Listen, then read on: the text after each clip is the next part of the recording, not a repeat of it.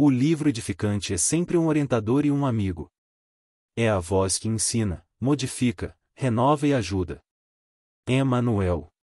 Nos livros, como na vida, precisamos saber o que nos ajuda e o que nos prejudica. Do livro O Reino, de Irmão Saulo, pseudônimo de José Herculano Pires. 11. O Exemplo, parte 2.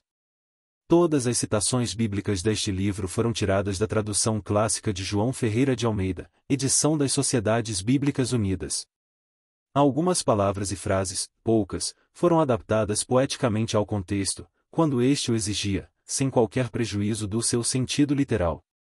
O mensageiro do reino me procurou numa tarde de meditação, sentou-se à minha frente à mesa de trabalho, e sorrindo me disse: fecha um pouco os olhos. Para de bater essas teclas inquietas. Pensa no Senhor e verás o exemplo do reino. Assim fiz. O exemplo se desenrolou ante a minha visão interior. Enquanto isso, o mensageiro desaparecia. Mas eis o que vi. José e o filho entraram na oficina para iniciar a faina do dia. Já haviam feito a prece e as abluções matinais. Mas enquanto o velho parecia arcar ao peso dos anos, o jovem irradiava no olhar e no rosto a esperança dos séculos. Ao transporem a porta do humilde recinto de trabalho manual, a túnica branca do jovem carpinteiro se tornou luminosa como o lírio da alvorada que desabrocha nos morros. Meu pai, disse ele, chegou o momento que tu esperavas, tanto quanto eu.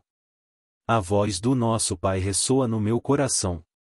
Devo-vos deixar no trabalho com meus irmãos, que não me compreendem, e ir em busca daqueles que o Pai Supremo escolheu para o meu trabalho. O velho encarou com olhos tristes, mas logo o seu rosto emaciado pareceu rejuvenescer, tocado por um leve sorriso. Compreendo, filho meu, e se o coração humano chora no meu peito, minha alma está feliz. Seja feita a vontade do Altíssimo. De hoje em diante, disse o jovem, estarei ao longo das estradas e na margem do grande lago. Subirei aos montes e descerei as planícies. Ali cevarei corações para o reino e levantarei contra mim o reino dos homens. Começa para ti, minha mãe, o ciclo da angústia, para mim o ciclo da ação. Foi para isso que vim e para isso que me recebeste. Apagou-se o quadro e no mesmo instante vi o jovem carpinteiro aliciando os seus discípulos. Por toda parte as suas palavras atraíam as criaturas, como as sementes lançadas na estrada atraem as aves em bandos sucessivos. E assim como o caçador espreita, observa e escolhe, assim também o pregador fazia. Vieram os pescadores, os que aram a terra e os que guardam rebanhos, os salteadores e as prostitutas, os doutores da lei e os publicanos, os filhos da pureza e os impuros. De cada grupo ele escolheu os que achava dignos ou capazes de se tornarem dignos. Pouco a pouco atingiu o número de 70, e dentre eles, como já o haviam feito Moisés e os profetas, separou os que deviam ajudá-lo de mais perto. Foram 12 os escolhidos. Mas em torno dos 12 a multidão continuou a crescer.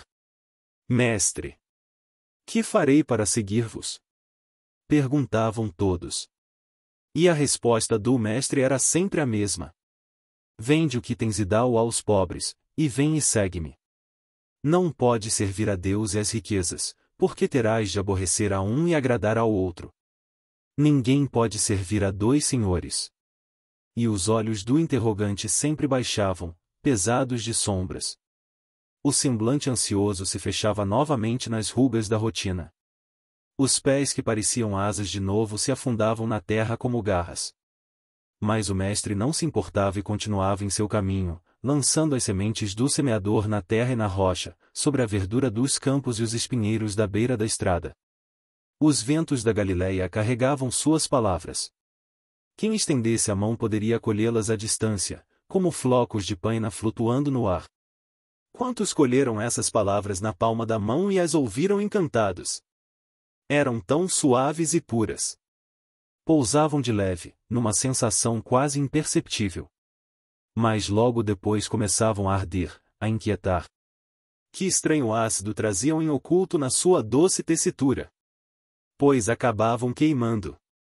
Velhos cansados, jovens ambiciosos, romanos dominadores e judeus rebeldes, todos se interessavam por elas. Mas o interesse era quase sempre passageiro, soprava e passava como a brisa do Hébron.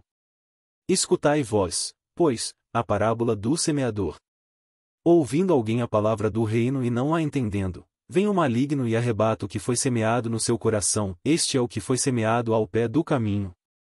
Porém o que foi semeado em pedregais é o que ouve a palavra e logo a recebe com alegria, mas não tem raiz em si mesmo, antes, é de pouca duração, e, chegada a angústia e a perseguição por causa da palavra, logo se ofende. E o que foi semeado entre espinhos é o que ouve a palavra, mas os cuidados deste mundo e a sedução das riquezas sufocam a palavra, e fica infrutífera. Mas o que foi semeado em boa terra é o que ouve e compreende a palavra, e dá fruto, e um produz 100, outro, 60, e outro, 30. Mateus, capítulo 13, versículos 18 a 23.